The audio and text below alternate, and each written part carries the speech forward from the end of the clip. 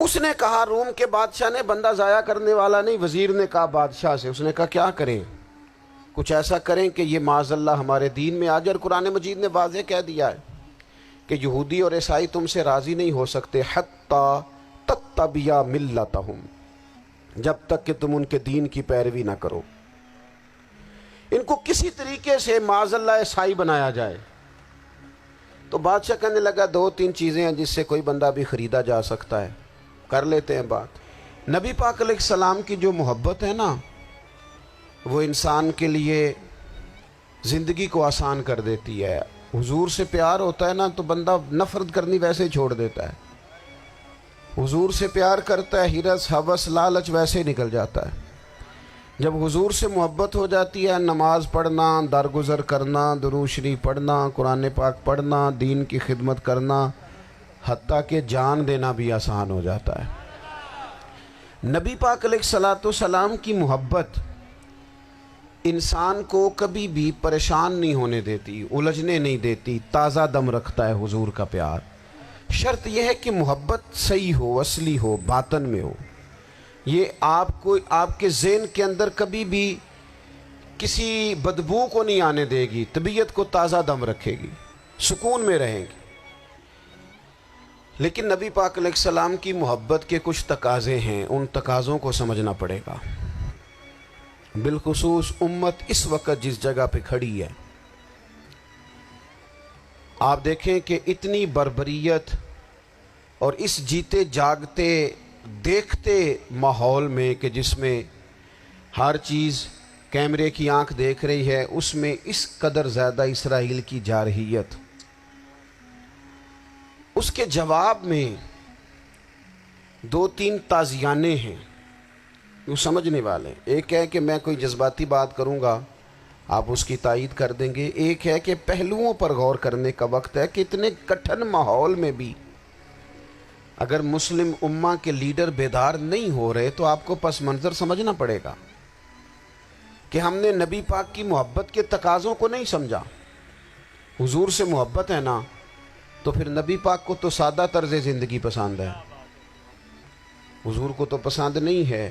اللہ کے محبوب نے تو دعا مانگ کے فقیری لی اللہ تعالیٰ سے۔ آپ کو پتہ ہے جب بندہ بہت زیادہ آسانیوں میں چلا جاتا ہے، بہت زیادہ اس کے پاس سہولیات ہو جاتی ہے، اس کا مرنے کو دل نہیں کرتا۔ خود نبی پاک علیہ السلام نے فرمایا قیامت کے قریب کافر تم پر جھپٹیں گے جس طرح بھوکے لوگ کھانے پر جھپٹتے ہیں۔ حضور کیوں، ہم تھوڑے ہوں گے؟ فرمایا نہیں، تمہیں دنیا سے محبت ہو جائے گی اور موت تمہیں بری لگے گی۔ اتنے بڑے بڑے بنگلے، عالی شان محلات، کس کا چھوڑ کے مرنے کو جی چاہتا ہے معاذ اللہ۔ نبی پاک کی محبت کا تقاضا سمجھو، ایسا نہیں کہ وہاں دولت آئی نہیں۔ حضور تو فرماتے ہیں کہ اللہ نے خزانوں کی کنجیاں میرے ہاتھ میں رکھ دی ہیں، لیکن میں نے عرض کیا مالک ایک وقت روٹی دینا اور ایک وقت کا فاقہ دینا۔ کنجیاں خزانوں کی اللہ نے دی۔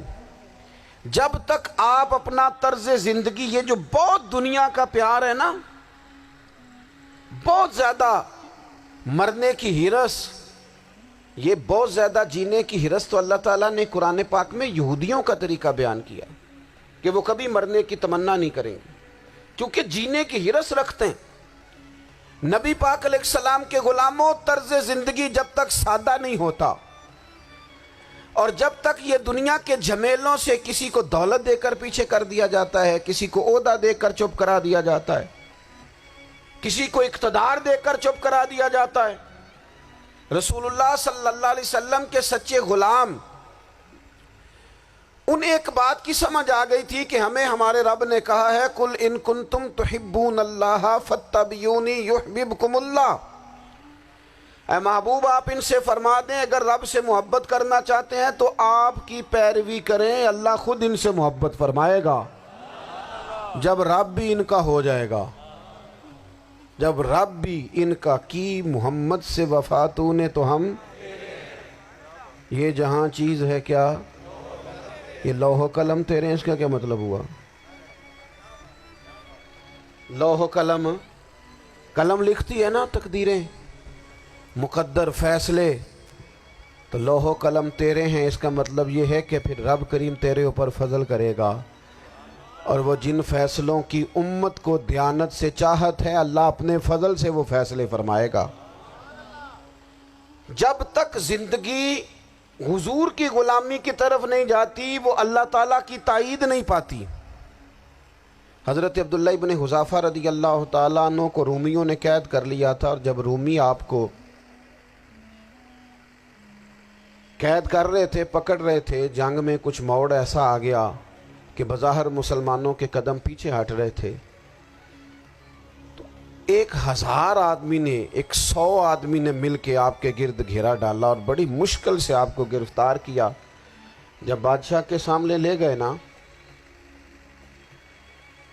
تو بادشاہ سے اس کا سپہ سالار کہنے لگا کہ بندہ ضائع کرنے والا نہیں، یہ بات سمجھیں آپ، ہماری طبیعت کے مطابق جو بندہ پورا نہیں اترتا ہم ضائع کر دیتے ہیں۔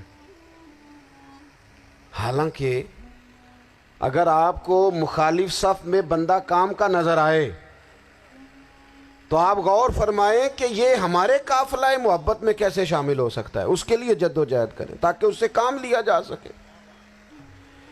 اس نے کہا، روم کے بادشاہ نے، بندہ ضائع کرنے والا نہیں، وزیر نے کہا بادشاہ سے، اس نے کہا کیا کریں، کچھ ایسا کریں کہ یہ معاذ اللہ ہمارے دین میں آ جائے۔ اور قرآن مجید نے واضح کہہ دیا ہے کہ یہودی اور عیسائی تم سے راضی نہیں ہو سکتے حتی تتبع ملتہم، جب تک کہ تم ان کے دین کی پیروی نہ کرو، ان کو کسی طریقے سے معاذ اللہ عیسائی بنایا جائے۔ تو بادشاہ کہنے لگا 2-3 چیزیں ہیں جس سے کوئی بندہ بھی خریدا جا سکتا ہے، کر لیتے ہیں بات۔ اس نے سب سے پہلے حضرت عبداللہ ابن حذافہ سے کہا کہ جتنے پیسے آپ کہیں گے آپ کو ملیں گے، آپ اس دین میں آ جائیں معاذ اللہ۔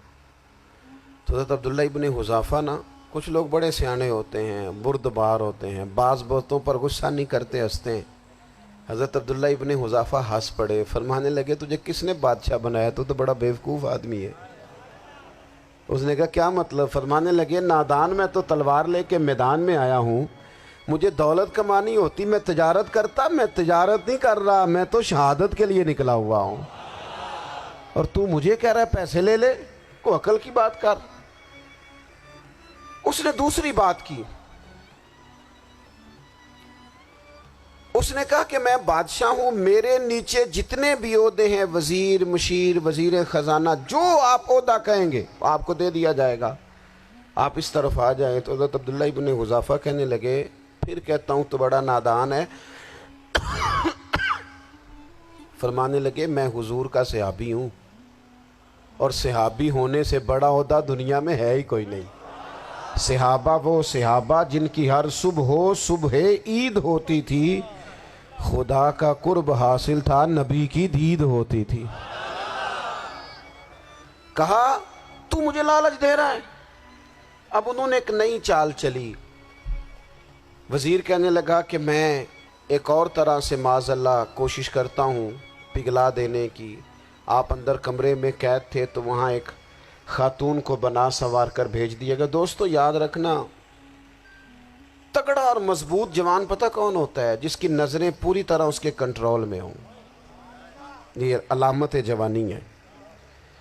جس آدمی کا پوری طرح، 2 لوگ دنیا میں کبھی کوئی کارنامہ سر انجام نہیں دے سکتے، ایک جو حرام کھاتا ہو، ایک جس کی نظر ناپاک ہو۔ محمد بن قاسم جب یہاں آئے تھے نا تو ایک دن بڑے پریشان تھے، تو ایک بزرگ کہنے لگے آپ کیوں پریشان ہیں؟ کہنے لگے راجہ دہر سے مقابلہ ہے، اور ہماری فوج تو سندھ کے رستے بھی نہیں جانتی، زبان بھی نہیں جانتی، لڑیں گے کیسے؟ 2-4 دن کے بعد ان بزرگوں کی دوبارہ محمد بن قاسم سے ملاقات ہوئی تو بڑے خوش تھے۔ کہا اب آپ کیوں خوش ہیں؟ کہنے لگے وہ میرا مقابلہ نہیں کر سکتا، میں نے تحقیق کر لی ہے۔ کہا کیوں؟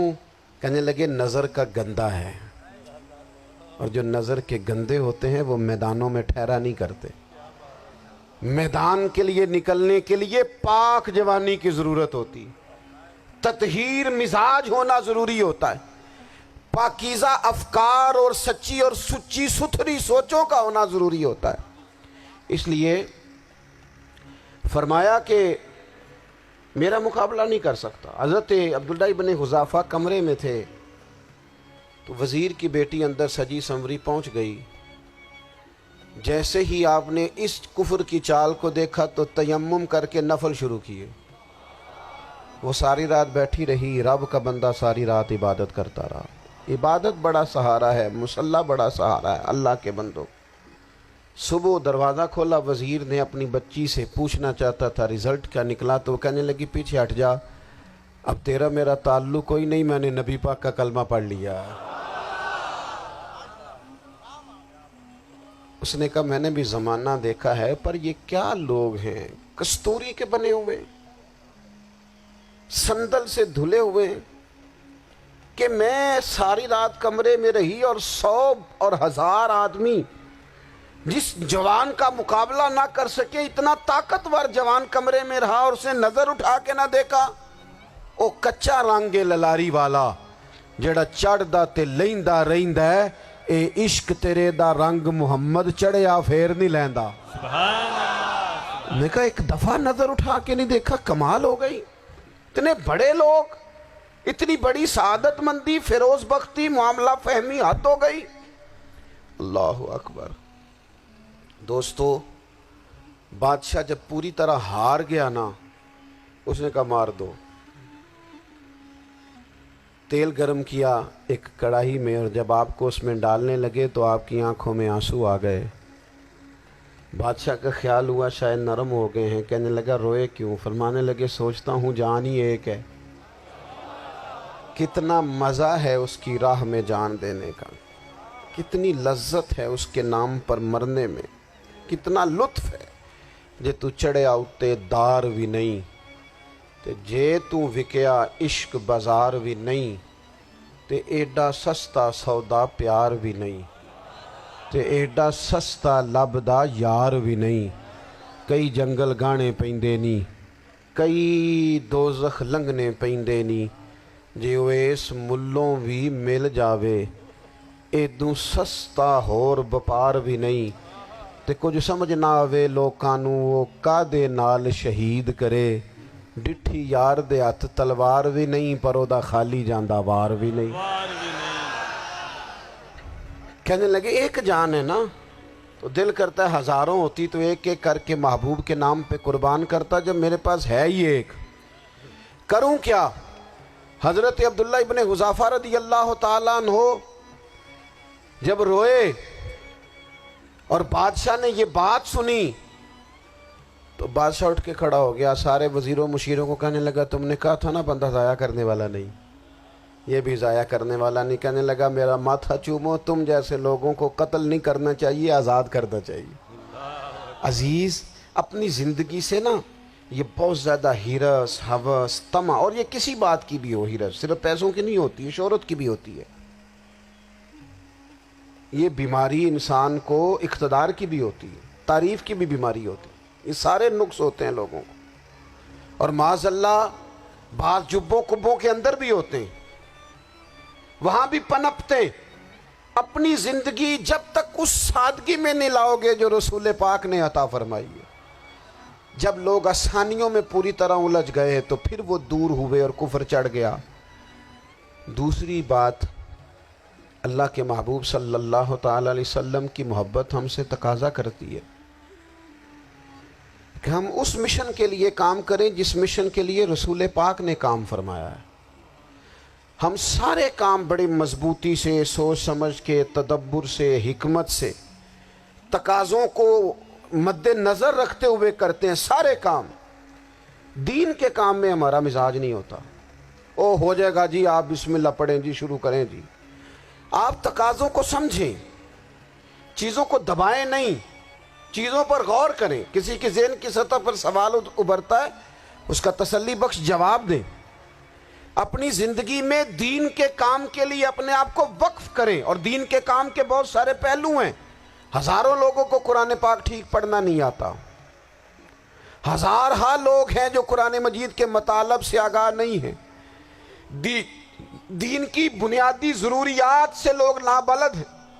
میں آپ کو کس طرح یہ بات سمجھاؤں کہ ہزاروں کی تعداد میں طلاقیں اس لیے ہوتی ہیں کہ مردوں کو طلاق کے مسئلے نہیں آتے. انہیں پتہ نہیں ہے کہ مجھے حقوق زوجین کے معاملے میں کیسے چلنا ہے. ढेर सारे घरों में तबाही इसलिए है कि तरबियत औलाद का दीनी मनहज हमें नहीं पता।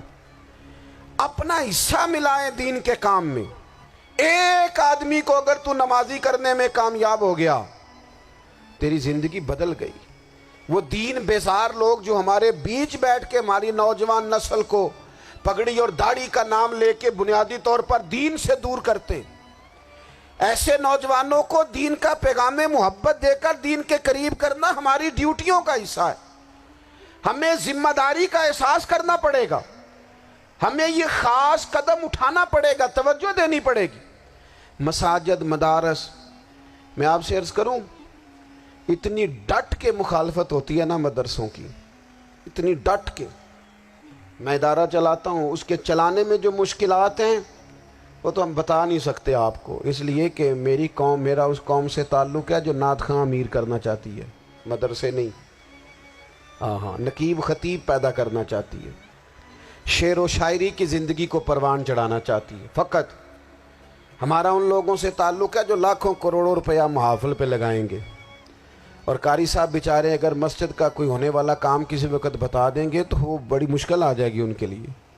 ये कैसे हो सकता है, आपने ये ड्यूटी बता दी। मदारस और जितना अहम रोल दीन को फैलाने में मदारस इस्लामिया का है, इतनी ज़बरदस्त। लोगों का ख्याल होता है मेरी तरह के लोग शायद काम करते हैं, ड्यूटी करते हैं। ये 10-15 लोग आपको नज़र आते हैं जो आपको कहीं मीडिया पर या इधर उधर ड्यूटी करते, मुखलिस लोग अपनी जगह पे, वो भी बड़ा ही काम कर रहे हैं, जो मीडिया पे आके भी इखलास से और दर्द दिल से को दीन की, उनकी भी किसी बात की हौसला शिकनी नहीं। लेकिन हज़ार असातिज़ा जो मदारस में बैठ के पढ़ाते हैं, इन्होंने वो सारे लोग तैयार, आप समझ नहीं सकते कितना बड़ा काम। हिफ्स का उस्ताद जो होता है ना, उसकी ड्यूटी 24 घंटे होती है, फजर से पहले, और उसने बच्चों को उठाना। तनख्वाह तो हम उन्हें देना नहीं ना चाहते जी, तनख्वाह नहीं दी दी उन्होंने, हम भी मौलवी अमीर ना हो जाना।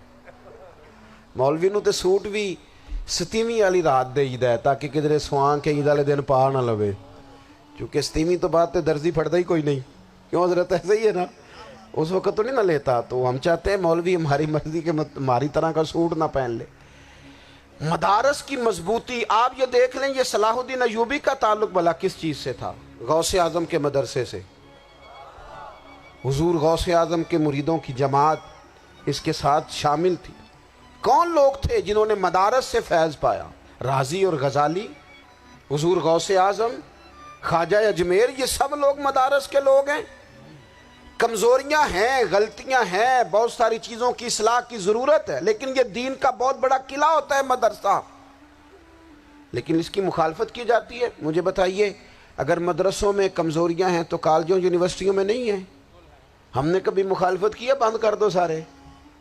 लेकिन लोगों का जब ख्याल आता है, जब हमारे एक साहब का वज़ीर साहब थे सरेरा, किसी दावत में मेरी उनसे मुलाकात हो गई तो उन्होंने कहा मदरसों का किरदार क्या है आज के माहौल में।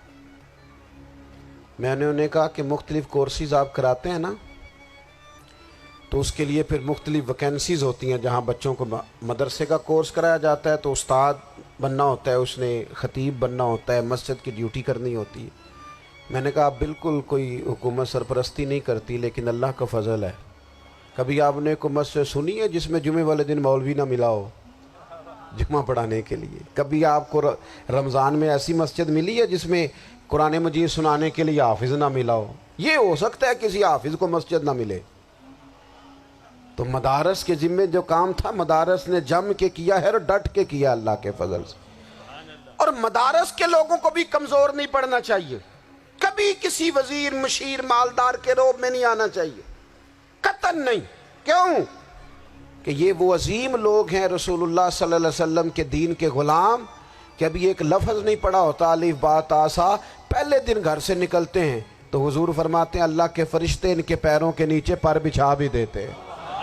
पहले दिन इतना बड़ा एजाज़ मिलता है। तो हुजूर की मोहब्बत का तकाजा है, दीन का कोई काम किया जाए। एक खातून मस्जिद नबवी शरीफ में झाड़ू देती थी, पर कोई काम तो करती थी ना। और किस मस्जिद में? जहाँ 70,000 फरिश्ते सुबह आते हैं, 70 शाम आते हैं। اس مسجد میں وہ خاتون جھاڑو دیتی تھی، بخاری ہے۔ جب ان کا انتقال ہو گیا، صحابہ نے سوچا کہ حضور کو تکلیف ہوگی، بغیر بتائے جنازہ پڑھ دیا۔ حضور صبح تشریف لائے، تازی قبر دیکھی، اور محبوب وہ ہیں جو فرش پہ کھڑے ہو کے عرش کی خبریں دیتے ہیں۔ نبی پاک علیہ الصلوۃ والسلام نے فرمایا کہ مجھے اطلاع کیوں نہیں دی اس کے انتقال کی؟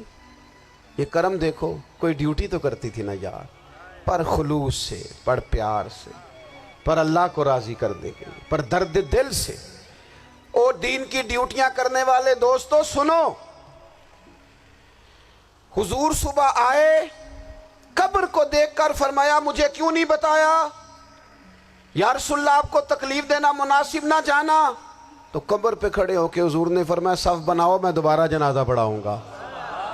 صف بناؤ، میں دوبارہ جنازہ پڑھاؤں گا۔ کوئی ڈیوٹی تو۔ تیسرا تقاضا حضور کی محبت کا، سمجھو میں بس بڑی جلدی بات سمیٹنے لگا ہوں۔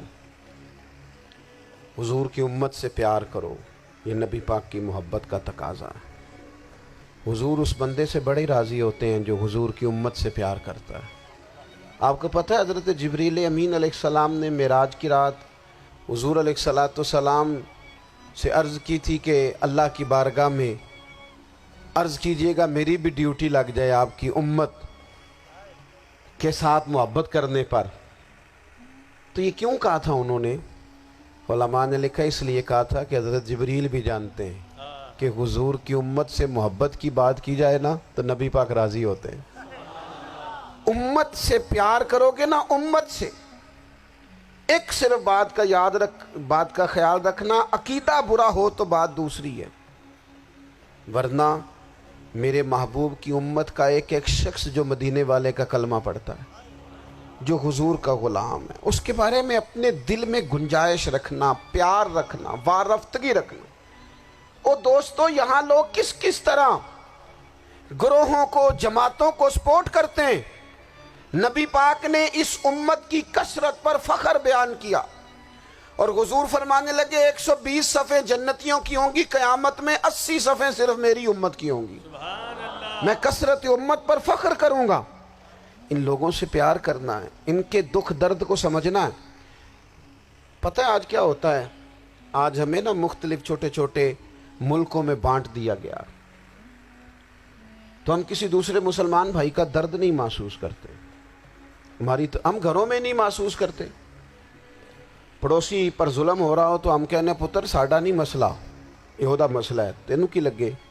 حالانکہ پڑوسی کی آگ اس لیے بھی کسی وقت بجھا دینی چاہیے کہ پڑوسی کی نہ بجھائی جائے تو اپنا گھر بھی زاد میں آ جاتا۔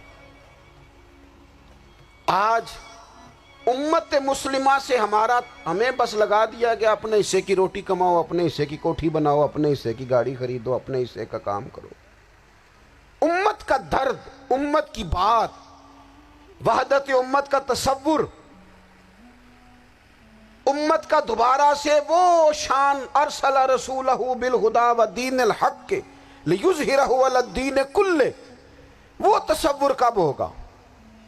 اس وقت ہوگا جب ہم بات امت کی کریں گے۔ نبی پاک علیہ السلام نے فرمایا مسلمان کی مثال ایک جسم کی طرح ہے، جسم کے ایک حصے کو تکلیف ہو تو سارا آزمائش میں آ جاتا ہے۔ مجھے بتاؤ یہ انگلی درد کرتی ہو، یہ انگلی جسم کا حصہ ہے نا، تو میرا خیال ہے دماغ یہ کہہ دے گا کہ انگلی کی درد ہے نا مینوں کی لگے، دل کہہ دے گا کوئی نہیں ٹینشن لینے، انگلی کا مسئلہ ہے نا۔ ایسا نہیں ہوتا، بلکہ جب انگلی میں درد ہوتی ہے تو دماغ منصوبہ بندی کرتا ہے کہ اس کا علاج کیسے ہو سکتا ہے، دل پریشان ہوتا ہے، پیر چل کے جاتے، ہاتھ وہ دوائی وصول کرتے، دانت اسے چبا کر، حلق اسے نگل کر، معدہ اسے ذخیرہ کر کے جسم میں پھیلاتا ہے، پھر جا کے انگلی شفا پذیر ہوتی ہے۔ ایک حصے کو درد ہو تو سارا حصہ کام پہ لگ جاتا ہے۔ اسرائیل اگر تکلیف دے رہا ہے فلسطینیوں کو تو ہونا چاہیے تھا نا بعض مسلمان حکمرانوں کو نیند نہ آتی، وہ درد دل محسوس کرتے۔ ہونا چاہیے تھا نا کہ بعض لوگ یہاں ہم کیا کرتے ہیں بھلا بیٹھ کے؟ اب تو مجھے بعض چیزوں سے کوفت بھی ہونے لگا، ہم دیتے ہیں بیان، مذمت۔ آپ کے بیان دینے سے کیا ہوگا؟ فلانے نے بھی بیان دے دیا، فلانے نے بھی کلپ دے دیا، یہ کیا کر رہے ہیں؟ یہ تو آپ زندہ رہنا چاہتے ہیں. وہ جس طرح آج کل ہمارے ہاں بہت ساری چونکہ جماعتیں ہیں تو کشمیر ڈے آتا ہے نا تو مل کے ریلی نہیں نکالی جا سکتی, سوال نہیں پیدا ہوتا, کیونکہ ہمیں جماعتوں کو زندہ رکھنا ہے. اس جماعت کی خبر الگ لگنی چاہیے, اس جماعت کی خبر الگ. تو ایسے کوئی انقلاب آئے گا؟ یاد رکھنا امت کو پوری کو ایک طاقتور آواز بننا پڑے گا. ہمیں تھوڑا تھوڑا اوپر اٹھ کے سوچنا پڑے گا. خدا را اللہ تعالیٰ مجھے معاف کرے اگر کوئی بات میں سطحی کر رہا ہوں, دل کی گہرائی سے عرض کرتا ہوں اب تو بڑا سخت وقت آ گیا. اب چونکہ اب تو کیمرے کی آنکھ آئی ہے تو وہ زخمی بچے دیکھے نہیں جاتے, وہ تڑپتی مائیں دیکھی نہیں جاتی, وہ سسکتی اور آواز دیتی بیٹیاں سنی نہیں جاتی. وہ آوازیں ایسی ہیں جیسے وہ رات کے سناٹوں میں چیخیں بن کے لوگوں کو جگایا کریں گی. خدا را کچھ جرم ایسے ہوتے ہیں جن کی سزائیں بڑی سخت ہوتی ہیں, جن کی معافی بڑی مشکل سے ہوتی. اپنے اندر جذبہ ایمانی پیدا کریں. اور میرے دوستو بستر پر بھی تو لوگ ماری جایا کرتے ہیں نا. اپنی زندگی رسول اللہ صلی اللہ علیہ وسلم کے دین کے نام کرو. جذبہ جہاد, شوق شہادت اور عشق رسول, یہ عناصر ہیں جو امت مسلمہ کو پیروں پر کھڑا کریں گے. 2 منٹ کے لیے سوچو, امت اگر اسی طرح کٹتی رہی, پریشان رہی, دکھتی رہی اور باری باری کر کے, اقبال نے کیا کہا تھا؟ اس نے کہا تھا وطنوں میں, انہوں نے کہا تھا کہ ان تازہ خداؤں میں بڑا سب سے وطن ہے, جو پیرہن اس کا ہے وہ مذہب کا کفن ہے. تو اقبال ہم کیا کریں, کہنے لگے بازو تیرا توحید کی قوت سے قوی ہے, اسلام تیرا دیس ہے, کیونکہ تو مصطفی ہے. تو بحیثیت مسلمان سوچنا شروع کر, بحیثیت مسلمان. اور یوں تو سید بھی ہو, مرزا بھی ہو, افغان بھی ہو, تم سبھی کچھ ہو, بتاؤ کہ مسلمان بھی ہو. تمہارے اندر کہیں سے کوئی مومن بھی بولتا ہے کہ نہیں؟ علاقائی تعصبات اور ملکی سرحدوں میں قید ہو جانے والوں, تم ایک نبی کی امت ہو. کیوں نہیں سمجھتے کہ جب کشمیر کی بیٹی روتی ہے تو مدینے والے محبوب پاک علیہ السلام کی امت کی بیٹی روتی ہے, جب فلسطین کی بیٹی روتی ہے تو امت کی بیٹیاں روتی. خدا را کچھ درد دل اپنی طبیعت میں پیدا کریں. میں حکمرانوں کی بات نہیں کرتا, میں تو عام لوگوں سے ایسے تبصرے سنتا ہوں جو نہیں کرنے چاہیے. وہ نہیں جی نہیں, دوسرا رخ بھی دیکھو. عام آدمی اٹھ کے, عام لوگ بھی یہ خطرناک سوچیں اور ان سے خوفناک نتائج برآمد ہوں گے. تو 3 باتیں میں نے آپ کی خدمت میں عرض کی ہیں. ایک تو کوشش کریں اپنی زندگی کے اندر کہ زندگی کو سادہ کریں. پیسہ ضرور کمائیں لیکن پیسے سے پیار نہ کرو, پیار تو مدینے والے رسول سے کرنا. دولتیں, ہرس, ہوس, طمع, ان سے باہر آؤ. اور دوسری گزارش آپ کی خدمت میں یہ عرض کی ہے, کچھ نہ کچھ دین کا کام, اور اس میں بھی شہرتوں سے بچتے ہوئے, تصویروں سے بچتے ہوئے. میں ہر محفل میں شاید کہتا ہوں میری فوٹو آ رہی ہے اور لائیو آ رہا ہے اور فلاں ہو رہا ہے, لیکن اس محفل کا خوبصورت انسان وہ ہے جو سب سے پیچھے بیٹھا ہے. وہ کسی فوٹو کے لیے نہیں آیا. اور میں ڈھیر سارے لوگ دیکھ رہا ہوں, یہ جو آگے بیٹھ جاتے ہیں بعض اوقات 5, 7, 10 لوگ, یہ بڑی تصویر سازی کرتے ہیں, لیکن جو پیچھے بیٹھے ہوتے ہیں, جو پیچھے بیٹھے ہوتے ہیں ان کی کوئی فوٹو نہیں آتی. اور میں نے بہت سارے لوگوں کو دیکھا ہے کبھی موبائل کو ہاتھ بھی نہیں لگاتے, لیکن جن کے لیے آئے ہیں انہیں تو پتہ ہے نا کون کون آیا ہے. اور کچھ دین کے لیے کریں. اور تیسری گزارش آپ کی خدمت میں یہ ہے کہ امت بن کر بھی ضرور سوچیں اور امت کے دکھوں کا مداوع بھی کریں اور امت مسلمہ کا درد بھی اپنے سینے میں ضرور محسوس کریں. اللہ تعالی ہماری اس بزم کو. جی ایک بات اور سن لیں جی. نبی پاک علیہ السلام نے ارشاد فرمایا, لائیں جی, حضور سید عالم علیہ السلام نے ارشاد فرمایا کہ جب تک بندہ اللہ کے بندوں کی مدد میں رہتا ہے نا, اللہ بھی اس کی مدد کرتا رہتا ہے. یعنی اگر آپ امت کے لیے سوچتے ہیں, کوئی امت کے لیے فکر پیدا کرتے ہیں, کچھ امت کی سوچیں لاتے ہیں, تو اللہ بھی مدد فرمائے گا. اور یہ بات اچھی طرح یاد رکھیں, جب بھی بندہ کوئی ایسا کام کرتا ہے نا جو خالص اللہ کی رضا کے لیے ہو تو رب کی مدد ضرور آتی ہے۔ وَلَقَدْ نَصَرَكُمُ اللَّهُ بِبَدْرٍ وَأَنْتُمْ أَذِلَّةٌ، تو یہ کام کریں گے تو اللہ کی مدد بھی آئے گی۔ اللہ توفیق عطا فرمائے۔ وَمَا عَلَيْنَا إِلَّا الْبَلَاغُ۔